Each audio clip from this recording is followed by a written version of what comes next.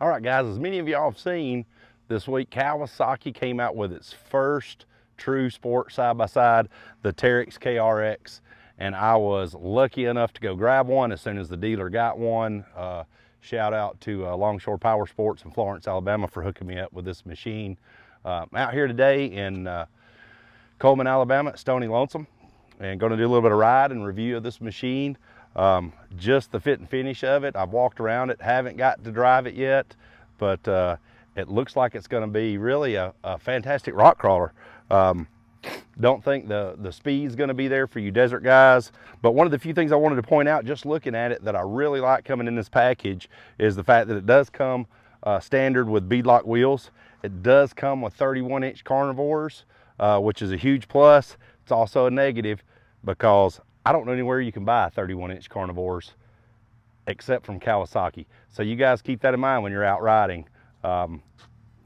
If you have a flat, might be tough to find a tire. But one of the things I do like, it does come with a full door, not a quarter door, so you don't have to buy lower door panels. Not a big fan of the way the door opens automotive style, but that's a personal preference. I would prefer them open suicide style like some of the other UTVs like the Razor. But again, that is just a personal preference. The frame on this thing looks really beefy. Really don't know the thickness of the tube. The A-arms look really stout. They are high clearance. One of the things I really like is that these are true dual rate springs. It's not a tender spring and a main spring. It actually has crossover rings for adjustment. Comes with Fox podium shocks. Would have liked to seen the internal bypass, but hey, it is Kawasaki's first venture into the sport market, so I am happy to at least see a quality shock put on it. One of the things I really like about this machine is, check out, it has both sides on it now, rather than just being squared off. I love the both sides on it. However, the I'm sure y'all can hear that, it's just thin plastic, so it's probably not going to hold up, so some of the UHMW guys are going to have to come on board and make something to protect that. One of the other things I noticed about it, it does have a full skid pan underneath. However, it is metal, and oh my God, metal is like the worst thing you can use for a skid pan. I mean, are we back in the Stone Age now? So again, it's going to be one of those things you're going to ride, dent, rip up, and can't wait to see, again, the aftermarket get a hold of that with UHMW. One of the other things I really do like about this are the floorboard panels are actually metal. That's a huge plus. That is not a skin. That is the actual floorboard is metal. So I don't think you're going to have a big risk of it breaking if a rock hits it, stick hits it, and also protects you from debris coming in the cab through the plastic. The trailing arms look really beefy in stock form. And I know some of you guys are going to say, hey, I'm going to put HCR, I'm going to put ORB, I'm going to put Super ATV. That's great, but for 98% of the trail riders out there, this suspension looks really beefy. The radius rods look great, thick and beefy. Let's see, let's go to the back. It has a pretty big storage area in the back, and I saw a few people complain that it doesn't have, you know, basically a trunk lid, tailgate, anything to stop it. I really don't see the necessity for that. What are you throwing in your bed that you're not strapping down, guys? Some of the Facebook keyboard warriors, I see them talking about it, but you know, it does have some D-rings in it. Strap your cooler down, straps tools down. It is big enough to fit a 32-inch tire, so that's a huge plus to carry a spare tire in the back, especially if you want to bump to a 32-inch tire. One of the things that I hate about this, I'm like, come on guys, Kawasaki, man. So I went and picked this thing up. Some of you guys saw the spy photos before it got released and was making fun of the way the machine was strapped down in that trailer. Guys, there's no hooks on this thing. There's nowhere to strap it. I put this on my trailer and had to strap the A-arms, which I'm not real fond of, but it has no hooks. Doesn't have a front hook or a back hook. Kawasaki does offer a front hook for like $13.99. Man, it should have just been put on it. Nothing in the rear, nowhere to strap it. Really thought that was a huge fail. As far as the interior goes, the interior of this thing is massive. It has a ton of room in it. It has this small storage in the middle, has a glove box, has this big open area in the middle that's kind of awkward. You can buy a net to put on it to hold stuff in it. I think they designed it more to put the audio system in it, but it should have had something on it. Shouldn't have to buy that net on it. It's just a big, huge open void. Does come with a parking brake. However, the parking brake is mechanical and it does work off of the back tires. And as you'll see in the photo, you know, I'm not sure if that's going to hold up in dirt and rocks, mud, but we'll see with time how that goes. I do like the fact that it does have a sight glass to check your oil instead of having to pull the cap off of it and check the dipstick. Back to the interior. Behind the seats, there is a huge space, and I want to say about 10 inches of space. It's almost like an extended cab truck. Don't know what the intention of that was. I'm sure guys like PRP will jump all over that with some type of storage bags to fit in the back of it. One of the other things that I do really like about it is the gauge, the instrument cluster. It's got a lot of information, everything you need to know. It actually has a belt temp sensor gauge on it now, but there's a negative to that. One, I don't know if it's an ambient temperature gauge or if it's an IR, and I'm assuming it's an ambient temperature gauge, but it just goes from low to high. And for us guys that like to keep true check of our belt temp, would like to know the actual temp. So not a big fan of that, but again, for 98% of trail riders, that's gonna be just fine. Does have true four-wheel drive. Has a limited slip front with a true four-wheel drive lock. Kawasaki's been notorious for doing for years, and I really like that. Excited to get this out and see how it performs. Other than that, guys, it's really just an overall, I love the aesthetics of it. I think it's a mean-looking machine, and happy that Kawasaki jumped into the sport market, because you know, as all these manufacturers get in, it really pushes you know, Can-Am, Polaris, you know, Honda, you know, all these guys to push the envelope with more horsepower and better products. Right now I've got it in low gear and four-wheel drive, not four-wheel drive lock.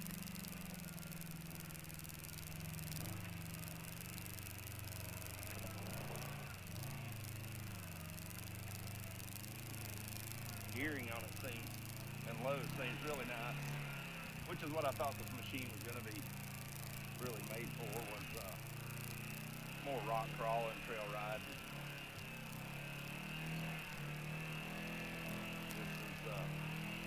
Definitely not going to be something if you're looking at getting a turbo. You know, this is not going to be your machine at all.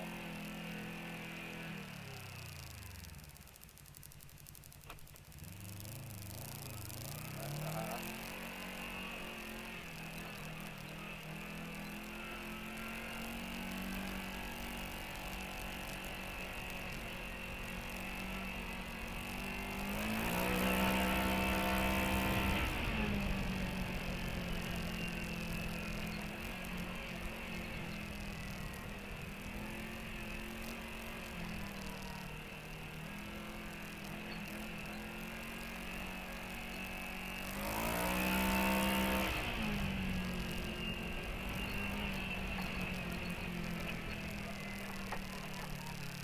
Suspension is a little rough on it at speed, which is, I've done nothing to it, so it's going to need some adjusting because it is really stiff. I'll probably pull over here in a minute to at least adjust the clickers, soften it up just a little bit.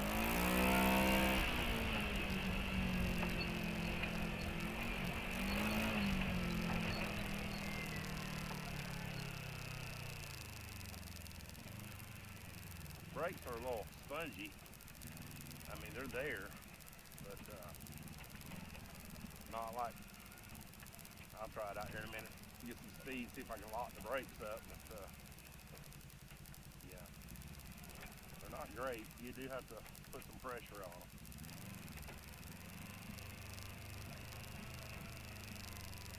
Let's put it in low and check out the engine brake on this.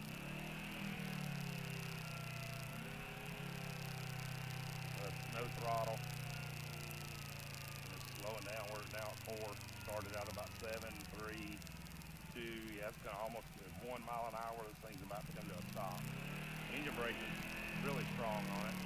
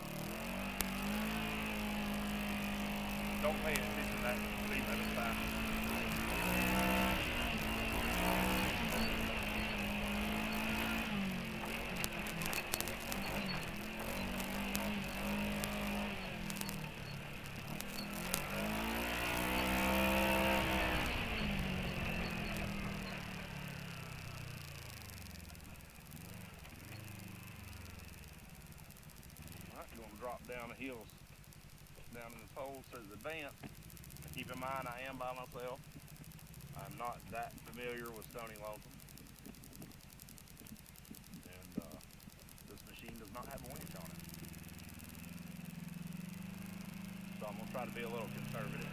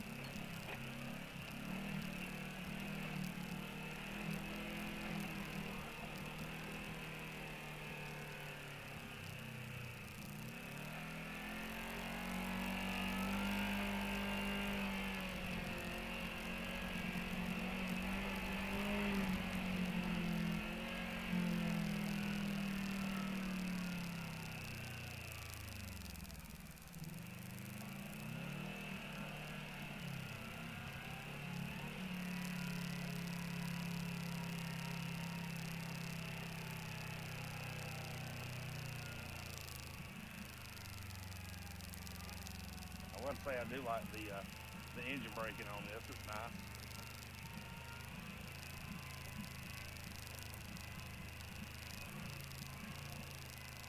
Now, one thing that I have noticed that I don't really care for is the throttle spring on this pedal. I think it needs to be a little stiffer. For you guys that own the original version of the Razor 800 back in 07, 08, remember how it was kind of hard to consistently hold the throttle if you were hitting bumps.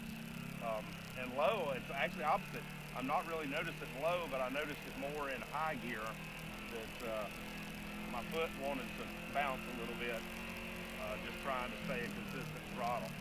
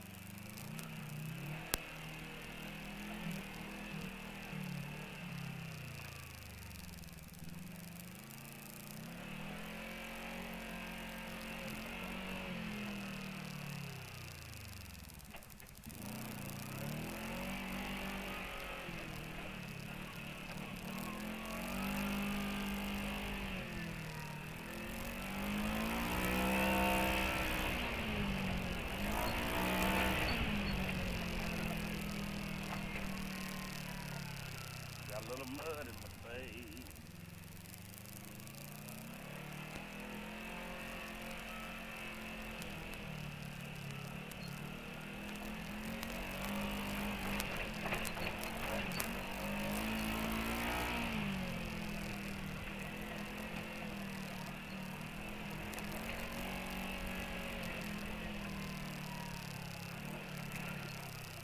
Let's see, back up.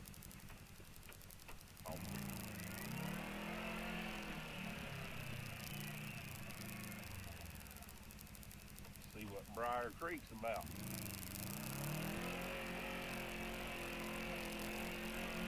Now, one thing I do like about this, the power steering is really nice, considering it has 31-inch tires. It turns with ease, and I love the steering wheel. The steering wheel is fat, I guess, and I don't know, I just like it.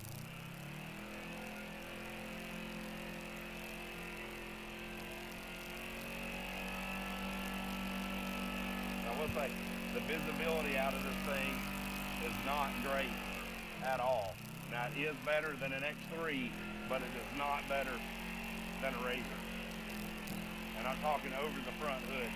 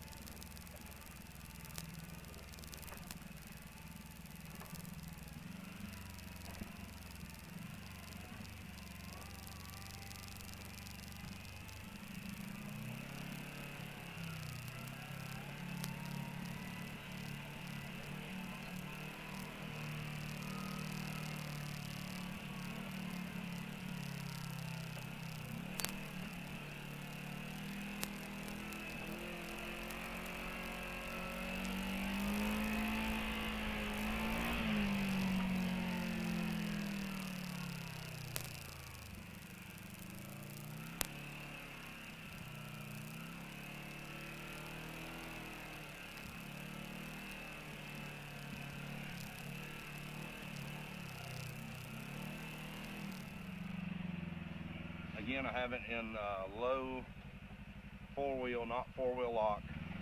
I got it full power. I'll talk about that low power button here in a minute.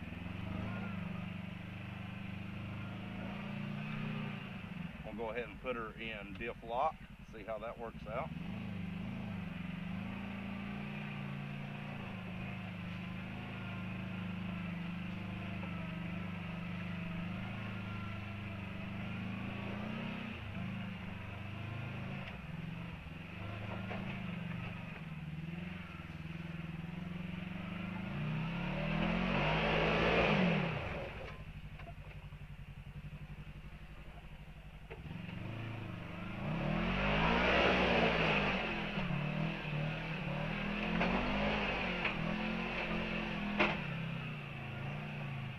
Hear that metal skid pan beating on some rocks.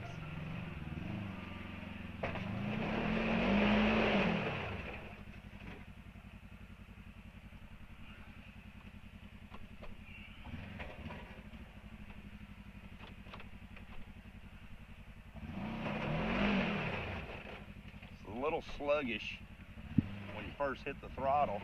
It's not putting all the power to the ground when you want it.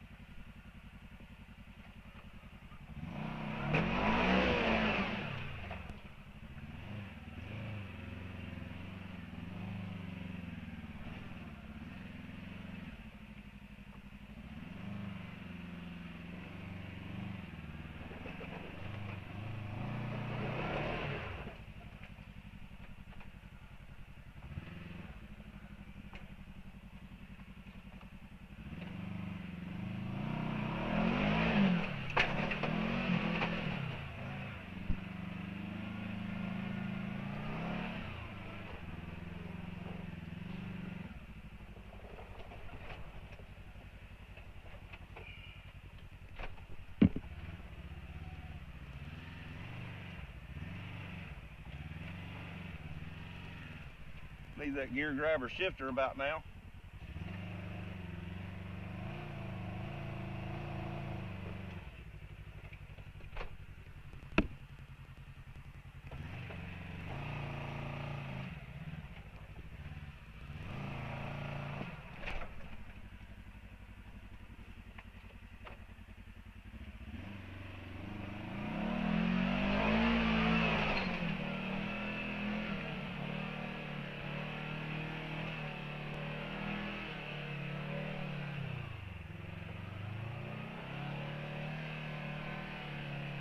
I will say this, with diff lock, I really don't notice the difference in the power steering with it being true 4-wheel lock. There's no drag in the steering. Like in an X3 with a smart lock, you put it in true 4-wheel drive, and you can feel the resistance in the steering. It turns really smooth.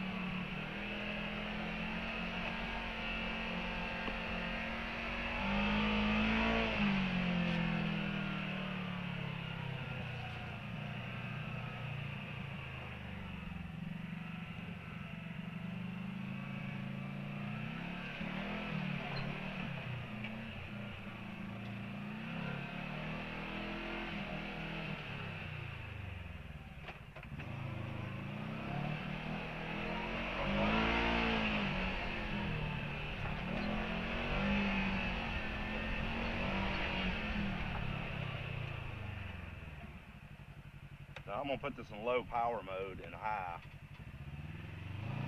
and that's for the floor. It just kills the power. It's almost, I almost want to say it needs to be hidden so you can put it on low for your kid to ride it. But it has a huge lag if you put it in low.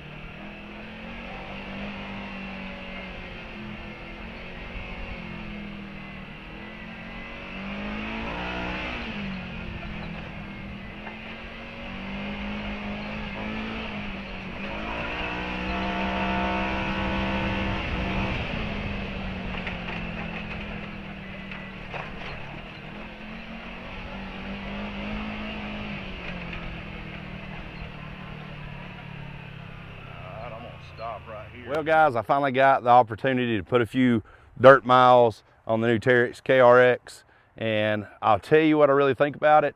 I like the machine. There are a few things that I like, a few things that I don't like.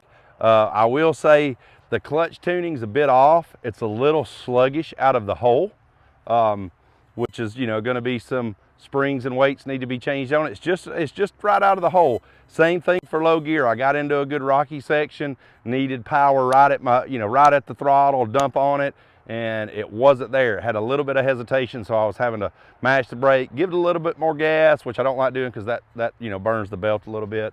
We'll talk about the low power button. I have no idea why they put that low power button in there. It serves no purpose whatsoever, other than maybe if you wanted to let one of your children ride around in it. It just kills the power. You can dump it. It just really doesn't do much. You put it in low, you can't even get the tires to spin, so I don't understand it. Like I said, again, maybe for your kids to cruise around in, but for an adult trying to do some serious trail riding, it just doesn't serve any purpose at all. Now, I will say the ride on it, when I took off in it, the ride was stiff. So you guys that are buying these, if you don't know how to tune your shocks, you need to learn how. Ask one of your buddies, get out, spend some time in it and tune your shocks. So stopped, made a few adjustments on the suspension, improved it dramatically. Still need some fine tuning. I need to work on the crossover rings a little bit more. I feel like maybe I need to take a little bit of preload out of it, which is going to drop it just a little. Tires did fine, had no issue with the tires. The four-wheel lock on it, man, I really like that. I like true four-wheel drive. The steering in true four-wheel drive, didn't even notice it. The steering's really nice and easy, even at a little bit of speed in four-lock. Did not notice, I know if you guys asked me what was the speed on it in four-wheel lock low. Haven't tried that yet. I am going to be riding again tomorrow at Hawk Pride Off-Road to do some more rock crawling, and I'll try it out there. I will talk about the seats. I meant to talk about that earlier. The seats just suck, but to be honest with you, they suck in all UTVs. I hate the seats. I hate the Can-Am seat. I hate the Polaris seat. I hate the Yamaha seat. They all suck. It's gonna need some PRP seats in it. Already made the call to Aaron for that to get that done. Let's see what else. Again, the belt temp sensor. You know, here at Stony, there's not a lot of places to get up to a lot of speed to get the belt up hot, but I do wish it actually had a temperature reading instead of a low to high gauge. The machine did seem, I took it out on the track a little bit, it seems a little heavy in the front, so it pushes a little bit in the front, but with it being 68 inches wide, 99 inches long in the wheelbase, I was confident in the curves. It didn't feel tippy. The front and rear sway bars worked really well, so there wasn't a lot of body roll in it at all. I did get into a little situation in the rocks where I needed to yank for reverse, which should be really simple because there's no park in this. I should be able to just yank it back and hit reverse. However, that stupid ass gate in it. I hate those gates. Manufacturers, quit putting those damn gates on there. Just give me inline, let me figure it out. You know, I can see Gear Grabber, Jim brother, get that thing coming. These gates are awful. I hate them. You know, they got them in the Can-Am too. That was one of the things I don't like about the X3 is that gate. It's awkward. You know, I just don't like it. You guys stop making them. Let's see what else on it. I know you guys are asking about power, wanting to know about power. This is no turbo, so you have to keep that in mind. As far as general use, trail riding, blazing through the trails, having a good time, this thing's got plenty of power, guys. It's everything you want for general trail riding. It's not going to be a turbo. Until I can get an XP1000 side by side with it, it's really hard to tell. Feels very similar in power as far as the mid-range. Again, low end, it has a little bit of lag in the clutches that needs to be worked out. But I can't really tell much difference in the power.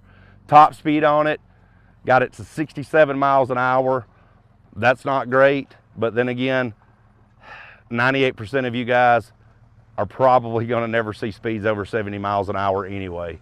So I don't know what it is about Stony Lonesome guys that people like to pull up for whatever reason. There's nobody here right now at this park but me, but somebody in a diesel had to just pull up and stare at me with this clanked ass Cummins. Had to wait on it. But anyway, so again, guys, one of the things that I did like was the high clearance arms. Got over some good rocks, didn't have any issue with it, but the skid plate is aluminum. I thought it was steel, but verified that it is aluminum, and that thing's just banging on rocks. It's gonna get bent up. Don't like it. So if you're gonna buy one of these machines, just go ahead and plan on spending a few $100 to getting you a UHMW skid pan. And again, the boat sides, I actually hit a rock and it has already pulled the boat side out just a little bit. So that's gonna be a must. If you're gonna do rock crawling, you're gonna rip those boat sides off, which I love boat sides, but they need to be something other than thin, cheap plastic. But guys, overall, it's a good machine. Is it better than an XP 1000? I'm gonna say no and yes. I could go either way on it. I like the cab room is so much better than an XP 1000. The length is definitely longer than XP 1000, so on uphill climbs, that's more stable. The engine braking downhill was amazing. In low gear, you could let off and the machine would just almost come to a stop without touching the brakes. But the brakes are one thing I want to talk about. I don't know what they were thinking on the brakes.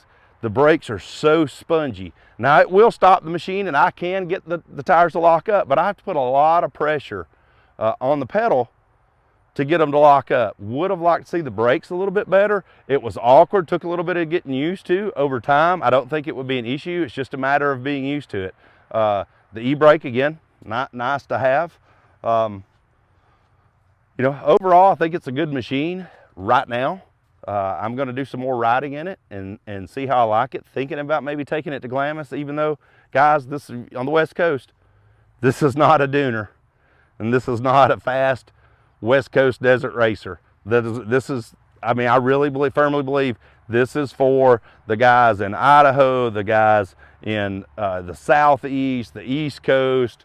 Maybe not for you guys in the Northeast, because I know some of you guys are limited on trail width. This is 68 inches, but I like it. I like 68 inches. It is comfortable. I like the 72-inch machines too. They are comfortable, but it does restrict you on some of the trails. So anyway, guys, that's my initial thoughts on it. My first ride. Going to spend a few more hours in it tomorrow doing some serious rock crawling. I like it, guys.